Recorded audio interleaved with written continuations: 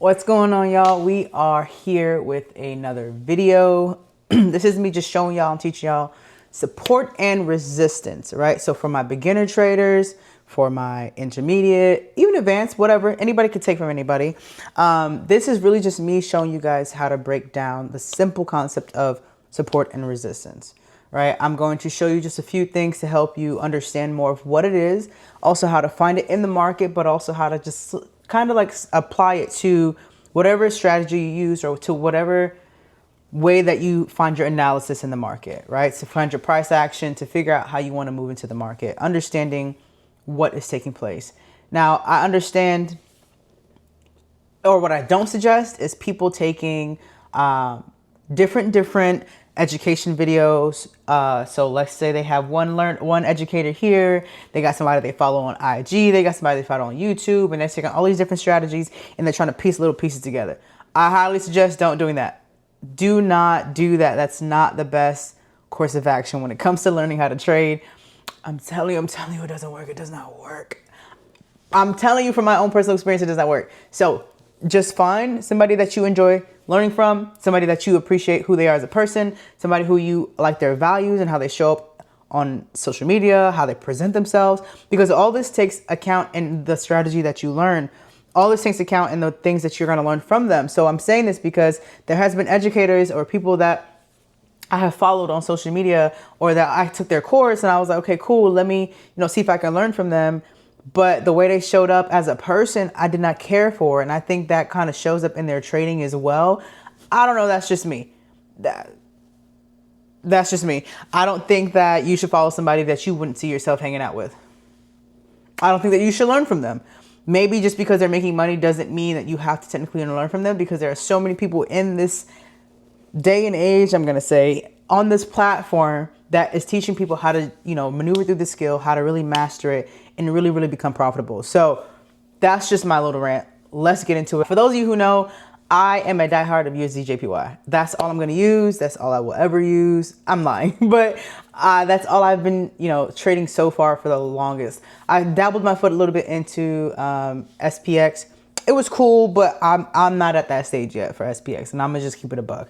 But also I used to trade Euro USD. It became too slow for me, and now I'm into USD/JPY, and I've been trading that one for over a year now, and it has been not only profitable, it has not only been profitable, but it has also been very educational, very testing to my well-being, helps me with my psychology, because it has a lot of momentum and it's volatile, but it's not too aggressive. It's not too aggressive that I can't control like how I jump into the market. If I make an error, if I reverse trade, if I jump in because of FOMO or whatever, all the things you're going to experience in the journey of a trader.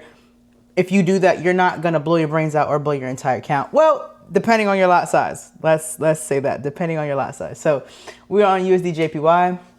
I want to go ahead and show you guys real quick that a little drawing that I like to use and show to help you understand USD/JPY, not USD/JPY, support and resistance, okay? Okay, so here we have USD/JPY. This is a pair that I normally trade. This is a pair that I'm very comfortable with. This is a pair that I would highly suggest and recommend for some people who may not necessarily I wouldn't suggest if you're a beginner in a sense, maybe USD/JPY, not USD, Euro USD. But for people who are like an intermediate, kind of on their way, I would suggest USD/JPY because it's not super volatile, but it also has great momentum, and it has really, really good volatility when it comes to the spread size. So the spread of the market, like the spread for the specific pair, is not too drastic. It's not too heavy on an account, especially smaller accounts. And it helps you grow those smaller accounts, even when you over leverage, even when you reverse trade, even when you get damn near close to blowing your account. There is still room for you to grow an account, even in the midst of those mistakes and errors. I'm saying this from my own personal experience, and so that's just me. But when it comes to support and resistance, I think it's very clear. I think this market is very, I don't want to say consistent, but I think I feel like I've learned this pair so well that I can understand how it's moving. I'm not a psychic. I'm not a genius on it. I didn't perfect it. I just understand the momentum when a lot of reversals and continuations may happen. I understand how it moves at certain times of day, all these different things. So get familiar with a pair like that and you'll be set. Like, you don't have to trade everything. You don't have to trade indices. You don't have to trade all these things. And I'm not saying that you shouldn't. When you grow your account and you grow further into the skill, of course, step your foot into those other type of, trading skills, or into those other indices and pairs. Excuse me, I was losing my train of thought. Do that. Okay, that's gonna work for you. But in this stage of the game, don't. That's just my personal experience I didn't see any point of me trading US 30. I didn't see any point of me trading US 30 when I barely was getting the hang of everything else. You see what I'm saying? So this is, like I said, USDJPY. Okay. Support and resistance in itself is a simple concept. Like I said before, keep it simple, stupid. Do not overcomplicate what support and resistance is. So let me actually type it out for y'all so y'all can understand, right? Let's start with resistance. I'm probably like, why your face so close? All right.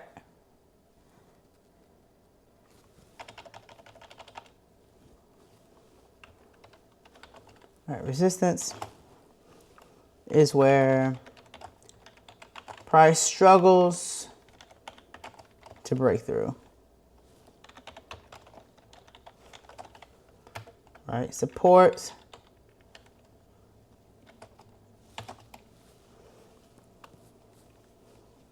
price is supported. I mean, it's literally in the it's literally in this definition in a specific area, we'll say.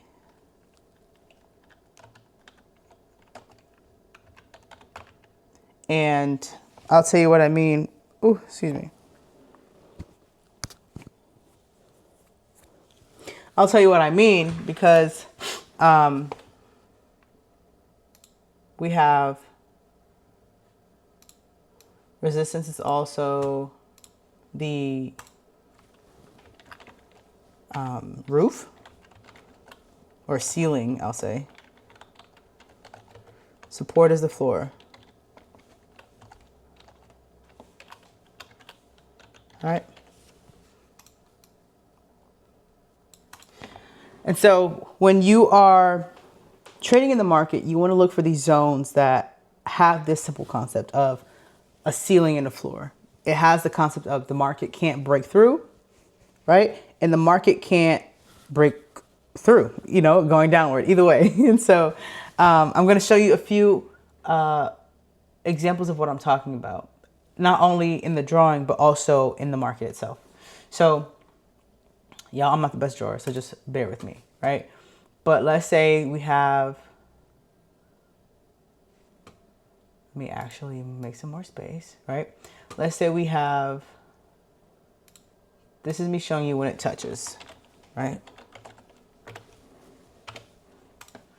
So let's say we have, this is the market, and the market's moving here, bam, bam, bam, bam, right? And then the market's moving here, bam, bam, bam, bam, bam, bam, right? They touched. Okay, so it touched from one direction and it touched from the opposite direction. That is a valid support and resistance.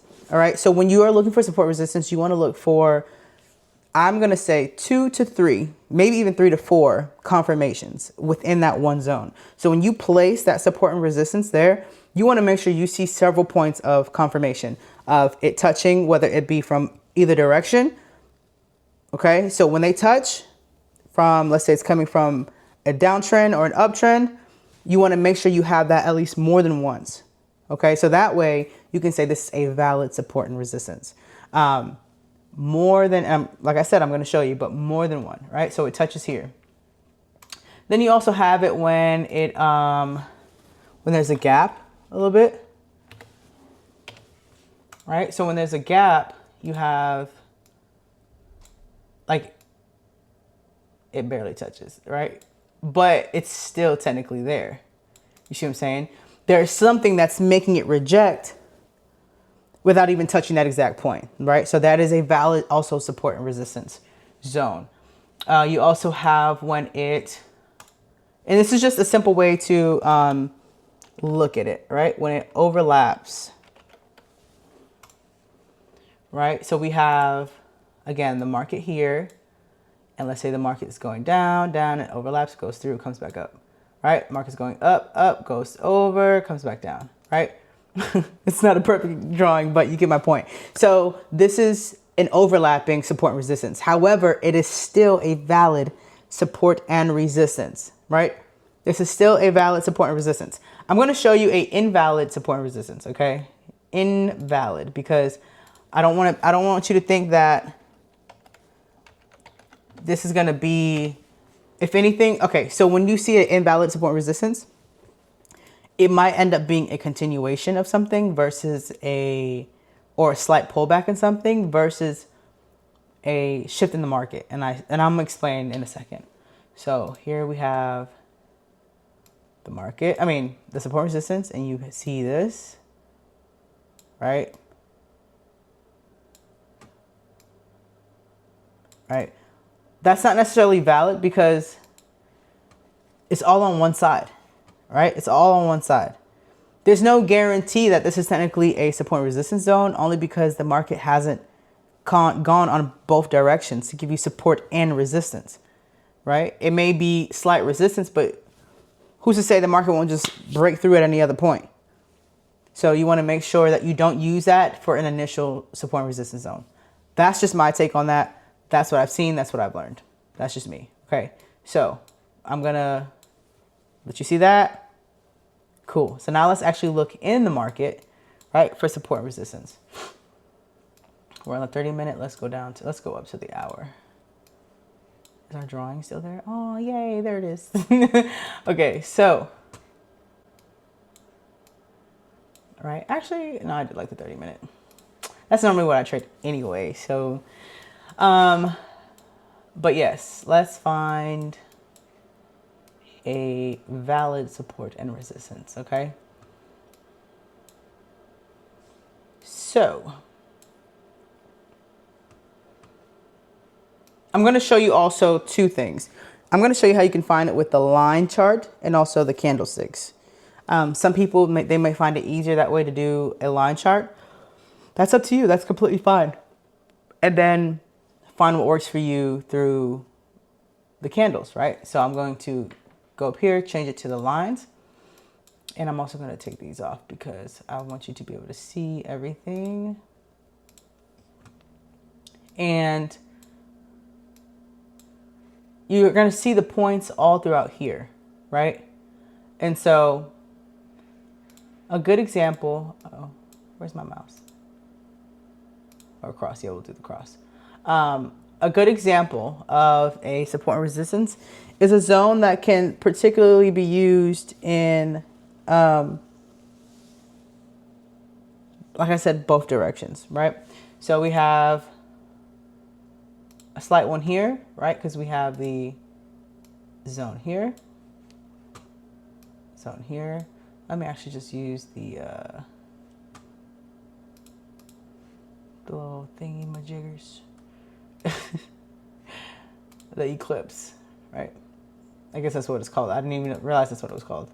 All right, we have here.